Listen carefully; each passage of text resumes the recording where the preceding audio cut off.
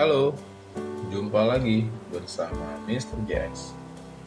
Kali ini saya akan membahas materi mengenai bilangan bulat, mengenai bilangan bulat yang ada di materi kelas 7 semester ganjil kurikulum 2013. Oke, bulat ya.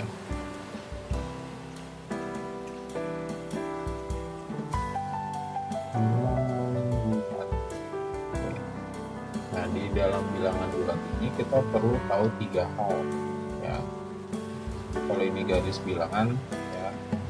Nah, ini adalah letaknya angka 0. Kemudian ke sini adalah bilangan positif ya. Ini bilangan positif. 1, 2, 3, 4 dan seterusnya. Kemudian kalau ke kiri berarti bilangan negatif ya. 1, 2, 3 dan seterusnya. Oke, nah jadi ini awal. Nah, kalian harus tahu bahwa bilangan bulat itu dibagi jadi 3 bagian ya. Bagian negatif nilai 0 sama dengan yang positif. Oke, nah itu bagian dasarnya. Kemudian yang perlu kalian tahu berikutnya lagi adalah mengenai perbandingan antara nilai mana sih yang lebih besar gitu ya, mana sih yang lebih kecil. Kalau misalnya seperti ini 6 terhadap 10, tanda titik-titiknya diisi dengan apa? Nah, tanda titik-titiknya diisi dengan lambang kurang dari gitu ya. Lebih kecil dari 6, lebih kecil dari 10 gitu ya. Nah, jadi materinya mirip banget kayak waktu kalian masih di SD. Nah, tapi yang mau ditekanin di awal kelas 7 adalah yang bilangan negatif. Nah, karena ini masih sering jadi permasalahan ya.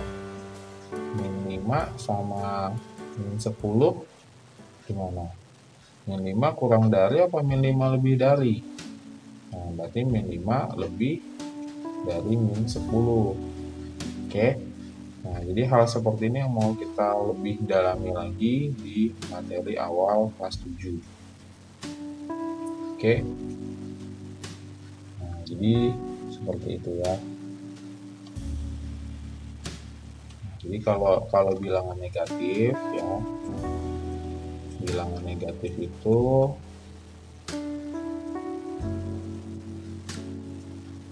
ya, jika angkanya makin besar, maka nilainya makin kecil. Angka besar justru nilainya kecil.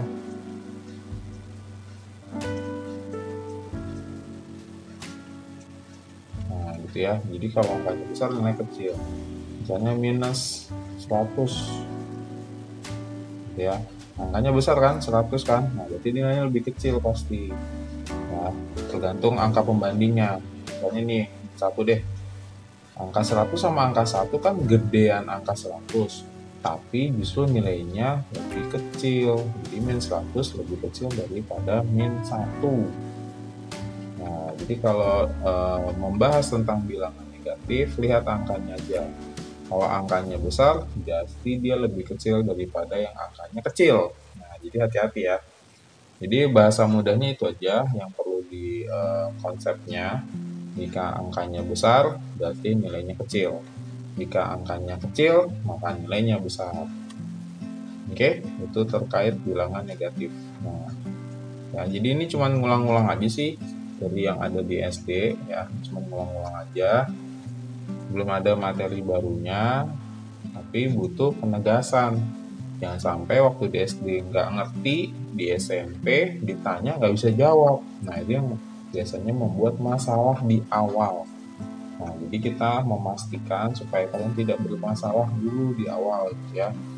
Sehingga nanti kalau di bab berikutnya dapat materi baru, sudah aman. Oke. Kemudian yang berikutnya adalah perlu dicek mengenai penjumlahan penjumlahan dan pengurangan. Penjumlahan dan pengurangan. Nah, maka kalian masih cukup baik ya dalam hal penjumlahan dan pengurangan. Misalnya pertanyaan mengenai selisih deh. Selisih antara 10 dengan misalnya 7 gitu ya. Selisih antara 10 dengan 7 adalah berapa? Nah, kemudian ada pertanyaan lagi, ini belum saya jawab dulu. Selisih antara 7 dengan 10. Nah, angkanya dibalik hasilnya berapa? Oke. Biasanya anak akan menjawab yang pertama ini 3 dan yang kedua ini -3. Oke. Nah, jawabannya yang atas benar, yang bawah salah. Ya. Kenapa? Nah, kalau ada kata selisih, maka jawabannya harus selalu positif. Ya.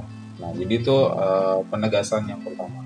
Jika ada pertanyaan selisih, maka jawabannya harus selalu dalam kondisi positif. Jadi kalau selisih antara 7 dengan 10, angka 10-nya selalu di depan, 10 dikurang 7. Jadi tetap positif 3. Gitu ya. Nah, jadi ingat aja baik-baik bahwa selisih itu tidak pernah bernilai negatif, selalu bernilai positif. Jadi kalau misalnya dijadikan sebuah soal cerita ya, misalnya aja tinggi badan A 170 cm, tinggi badan B 180 cm. Berapakah selisih antara si A dan si B gitu ya. Nah, jadi kalian bukan 170 dikurang 180, enggak. Ya, enggak boleh begitu. Karena tadi saya bilang bahwa selisih itu selalu bernilai positif. Jadi yang angkanya lebih besar ditulis duluan. 180 dikurang 170, jadi 10 cm. Nah, gitu ya. Nah, jadi jangan sampai kalian jawab -10 cm. Mana ada orang tingginya minus, ya, masuk ke tanah dong kalau tingginya minus. Nah, gitu ya. Nah, itu tuh simple tapi masih sering salah. Jadi melalui materi ini jangan sampai salah lagi. Karena nanti ilmu dasar ini akan terpakai sepanjang kalian SMP. Oke? Nah, itu ya terkait sama selisih. Kalau jumlah mah nggak ada masalah ya, cuma nambahin doang, nggak ngaruh kebalik-balik ya. Kalau minus pengurangan dia nggak boleh dibalik. Oke. Kemudian yang berikutnya adalah tentang perkalian. Nah, definisi perkalian. Perkalian ini kadang-kadang masih suka error ya. Bermaksud tergolong dari pengertian. Misalnya kayak 3 kali 2. Apaan sih artinya 3 kali 2? Kalau jawabannya udah tahu semua sih, jawabannya 6 gitu ya. Tapi 3 kali 2 itu artinya apa? 2 tambah 2 tambah 2 gitu ya. Panjangan. Nah, gitu ya. Jadi angka yang di sebelah tanda kali diulangi sebanyak angka yang ada di sebelah kiri dari tanda kali. Duanya ada 3. Nah, jadi jangan sampai angka 3-nya yang diulang 2 kali. Meskipun hasilnya sama, tapi konsepnya salah. Ya, konsepnya harus benar bahwa angka yang di sebelah kanan si tanda kali ini yang diulang sebanyak angka yang ada di sebelah kiri tanda kali. Oke. Nah, jadi itu pengulangan konsep aja ya. Ini di SD pasti udah sering banget lah PR-nya ini mulu ya. Nah, sekarang diminta lagi. Oke, saya nggak banyak kasih teori ya atau pembahasan karena ini udah semua waktu kalian SD. Oke, kemudian berarti pasangan perkalian adalah pembagian. Nah, pembagian. Oke, nah berarti kalau di pembagian ya mirip dengan penjelasan di perkalian ya. Contohnya misalnya 18 dibagi 6. Nah, berarti pengertiannya apa? Kalau perkalian kan adalah pengulangan penjumlahan. Berarti kalau pembagian artinya pengurangan. Jadi 18 ini dikurangi 6 sampai hasilnya 0. Nah, gitu ya. 18 kurang 6 hasilnya 12. 12 kurang 6 hasilnya 6. 6 kurang 6 0. Nah, berapa kali minus 6 yang ditulis? Yaitu 3 kali. Nah, ya. Nah, itu adalah konsep dari pembagian. Ya, konsep dari pembagian. Jadi bukan masalah dulu tentang kalian bisa berhitung atau enggak, tapi aturan rambu-rambu dari perkalian pembagian harus sudah dikuasai. Jadi di bagian ini tinggal ngeceknya doang. Ya, tinggal dicek kalian udah bisa belum, udah lancar belum. Jangan sampai kalian masih ragu-ragu dalam perkalian, pembagian, pengurangan ataupun penjumlahan. Oke. Ini juga udah terlalu banyak yang dibahas. Kemudian yang berikutnya adalah urutan operasi. Ya, urutan operasi. Nah, gitu ya. Nah, ini penting nih. Kapan ngerjain misalnya 10 tambah 2 dikali 4 hasilnya berapa ya. Ini kan udah sering banget ya, cuman mungkin masih ada aja yang masih ragu gitu ya. Nah, ini urutan, jadi yang mana dulu dikerjain? 10 dulu enggak ya, karena ini kan penjumlahan. Yang dikerjain duluan adalah yang perkalian. Nah, jadi 10 ditambah 8 sama dengan 18. Nah, itu yang dimaksud dengan urutan ya, bahwa perkalian lebih didahulukan ketimbang penjumlahan. Oke, ya ini poin yang pertama, cek yang pertama. Kemudian kalau misalnya begini, 10 bagi 5 dikurang 4 kali 2 misalnya ya. 10 bagi 5 dikurang 4 kali 2. Nah, 10 bagi 5 2 dikurang 4 kali 2 nya 8. 2 dikurang 8 minus 6. Nah, gitu ya. Berarti kan di sini artinya pembagian dikerjakan terlebih dahulu karena yang pertama terlihat yang dibaca. Kemudian tanda minusnya tidak dibaca dulu. Loncat ke sebelah kanannya, 4 kali 2 8. Setelah tanda minusnya diibukan di antara angka 2 dengan angka 8, baru dikurangkan sehingga menghasilkan minus 6. Jadi di sini yang mau dicek adalah bagaimana kalian mengerjakan proses perkalian, pembagian, tambah kurang dalam sebuah soal langsung seperti ini. Oke. Ya, ini ya tentang urutan operasi. Nah, kemudian yang mau dicek lagi adalah pengetahuan kalian mengenai distribusi ya, perkalian distribusi. Misalnya perkalian distribusi ya, distribusi. Nah, distribusi misalnya 5 dikali 6 tambah 7. Nah, ini pengertiannya apa?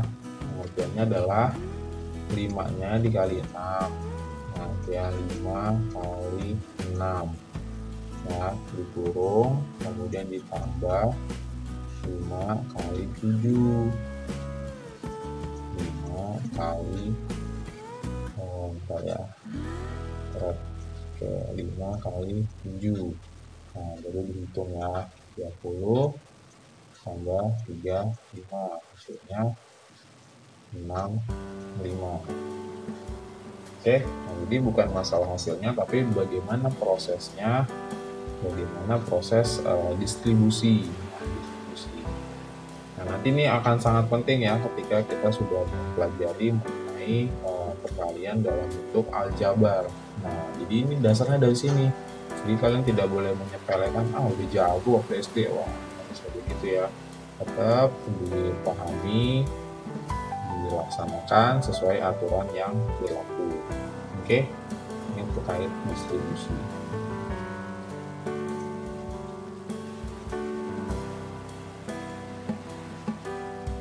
Oke, yang berikutnya adalah mengenai pecahan ya, mengenai pecahan. Nah, mengenai pecahan. Oke, jadi setelah bilangan bulat yang perlu kita cek lagi adalah tentang pecahan. Nah, ini masih banyak banget ya sampai hari ini yang meskipun sudah SMP pun pecahannya tuh masih macet gitu ya, pecahannya tuh macet. Kalau udah dapat pecahan tuh udah bete duluan, pecahan nggak seru gitu ya. Nah, apa sih gitu ya pada nggak suka pecahan gitu ya, padahal kan tinggal gunakan KPK saja atau FWB gitu ya. Oke, kita coba aja misalnya contoh sederhana aja, misalnya 1/3 ditambah 1/2 gitu ya. Nah, ini di dalam materi SMP angka 1/3 sama angka 1/2 itu disebut pecahan sejati ya, sejati. Pecahan sejati. Kenapa disebut pecahan sejati? Karena penyebutnya lebih besar daripada pembilang. 3 lebih besar dari 1, 2 lebih besar dari 1. Makanya disebut pecahan sejati. Kalau yang tidak sejati yang kayak gimana? Tidak sejati itu jika pembilangnya lebih besar daripada penyebut. Contohnya 3/2 tambah 5/3. Nah, ini contoh yang tidak sejati. Tidak sejati. Nah, gitu ya. Yang ini contoh tidak sejati karena pembilangnya lebih besar daripada penyebut, sehingga dia bisa dibentuk menjadi pecahan campuran. Ya, nah ini seperti itu. Oke. Berarti ini kalau misalnya dikerjain ya bebas ya, mau sistem KPK silahkan atau mau langsung dikali ya. Mr. Jess bebasin aja, pokoknya kalian pemahamannya seperti apa, asal benar sikat, lanjutkan ya. Ini kan dikali buat ya, 3/2 6, ini kali silang itu gini ya, 2/1 2, 3/1 3, hasilnya jadi 5/6. Oke, yang bawah juga sama caranya, yang bawah dikaliin penyebut dengan penyebut, jadi 6 kali silang ini 9, ini kali silang 10. Oke, kemudian hasilnya di 19/6. Nah, ini boleh dalam bentuk pecahan biasa atau dilanjutin dalam bentuk campuran. 19 dibagi 6 berarti kan 3 ya, 3 kali 6 18, sisanya 1, jadi 3 1/6. Oke. Nah, setelah itu, setelah pecahan juga udah dicek ya, yang berikutnya lagi ya, kita lanjut aja terus karena ini adalah hanya pengulangan, jadi belum ada materi barunya. Nah, jadi habis pecahan, yang berikutnya adalah mengenai pangkat. Nah, pangkat juga udah ada waktu kalian kelas 4 ya. Kelas 4, kelas 5 tuh ada pangkat ya, karena belajar mengakar. Ya, pasti ada diajarin tentang pangkat. Oke, nah saya ulang sedikit aja. Karena ini penting ya. Pangkat ini nanti ada materi khususnya di kelas 9. Ya, di kelas 9 semester ganjil itu ada belajar mengenai pangkat, atau ini ada nama lainnya yaitu eksponen. Nah, eksponen atau pangkat.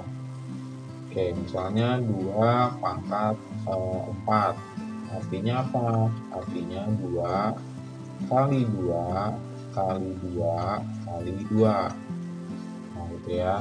Bahwa angka 2-nya diulangi sebanyak 4 kali, sebanyak pangkatnya.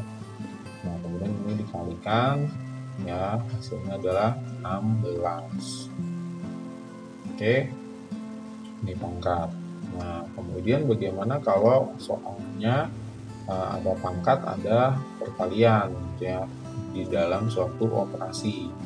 Misalnya 3/2 dikurang 6 tambah 2 misalnya ya. Nah, ini kan ada pangkat, ada min, ada plus. Nah, yang didahulukan adalah yang punya pangkat. Jadi 3 pangkat 2, 9, dikurang 6, tambah 2. Hasilnya adalah 5. Gitu ya. Oke. Nah, jadi seperti itu. Jadi pangkat itu levelnya lebih kuat daripada perkalian ataupun pembagian. Oke, saya contoh lagi deh. 6 dikali 2 pangkat 2 dibagi 10 misalnya ya. Nah, ini kan ada pangkat ya. Nah, ini ada perkalian, jadi kita kerjain dulu. Berarti 6 kali 4 dibagi 10. Nah, boleh kerjain 24.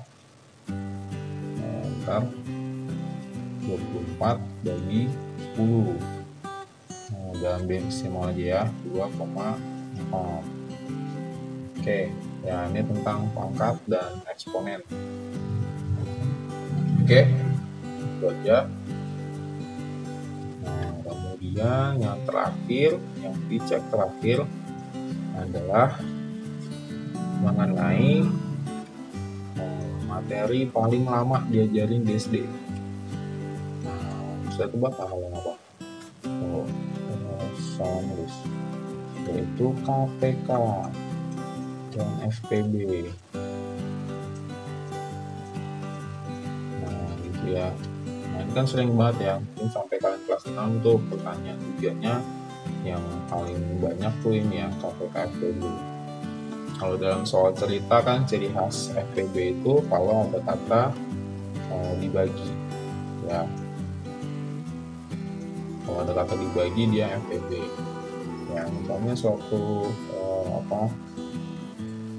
suatu regu ya, regu ada 20 orang. Kemudian regu 2 ada 30 orang, regu 3 ada 50 orang. Jika mereka digabung kemudian akan dibagi lagi menjadi kelompok yang lebih kecil, berapakah kelompok yang akan berapakah anggota kelompoknya gitu ya. Dibagi, ada kata dibagi berarti FPB. Nah, kalau KPK itu ciri khasnya adalah kata yang menunjukkan KPK adalah kata setiap. Nah, gitu ya, setiap. A berenang setiap 20 hari sekali, B berenang setiap 25 hari sekali, C berenang setiap. Nah, jadi kalau ada kata setiap dia akan larinya ke KPK. Kalau dibagi, ada kalimat dibagi berarti FPB. Nah, begitu ya.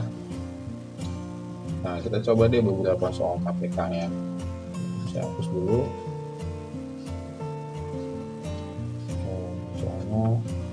Bukan KPK antara 15 dengan 12. Nah, bukan KPK antara 15 dan 12. Nah, ini saya yakin lah kalian juga udah dapat banyak metode ya. Nggak banyak sih, mungkin beberapa ya, 3 gitu ya. Bisa mendaftar, bisa pohon faktor, atau mungkin yang beli ikan ya, beli ikan ya, tulang ikan. Nah, terserah yang mana aja, yang penting kalian pahamnya yang mana, silahkan digunakan gitu ya. Oke, kalau mendaftar kan berarti harus dilipat-lipat angkanya. Oke ya, saya coba yang mendaftar ya, dengan cara mendaftar. Berarti kalau 15, 30 gitu ya, 45, tambah 15 ya, 60, 75 ya. Nah, cukup dulu sampai situ. Nah, sekarang yang 12.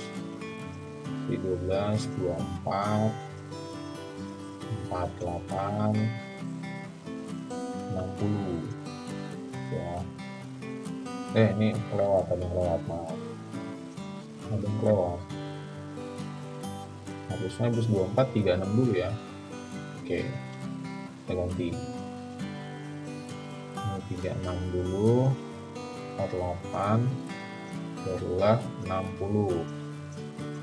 Nah, di sini udah ketemu kan.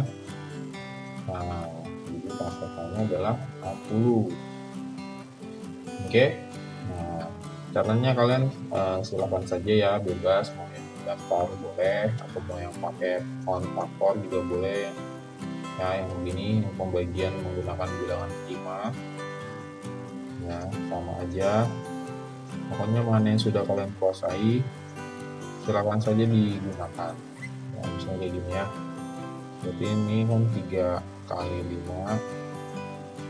Nah, sini 2 pangkat 2 dikali 3. Nah, berarti kalau KPK-nya adalah mengalihkan semua faktor, ya kan? Ada angka 2, tulis 2, dulu. Kemudian ada angka 3, ada angka 5. Nah, 2 ini udah pangkatnya. 2 pangkat 2, 4. Dikali 3, dikali 5. Hasilnya udah 60. Ya. Oke. Nah, jadi ini saya tidak ulang lagi ya yang bikin tuangkan karena sama aja. Oke. Nah, kemudian yang satunya lagi yang FEB.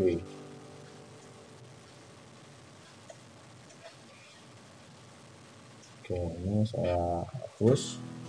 Kemudian yang FEB ya. Kita coba FEB.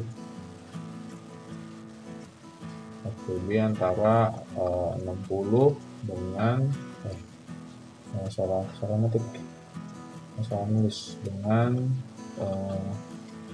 berapa ya, 60 dengan 72 misalnya ini. Oke, 60 sama 72 FEB nya berapa ya, terserah mau ini lagi, mau pakai mendaftar faktornya bisa, atau pakai tulang ya, tulang ikan ya yang terkenal ya. Nah, ini kita bagi berapa nih, bagi 2 gitu ya, bagi 2 30, ini 36.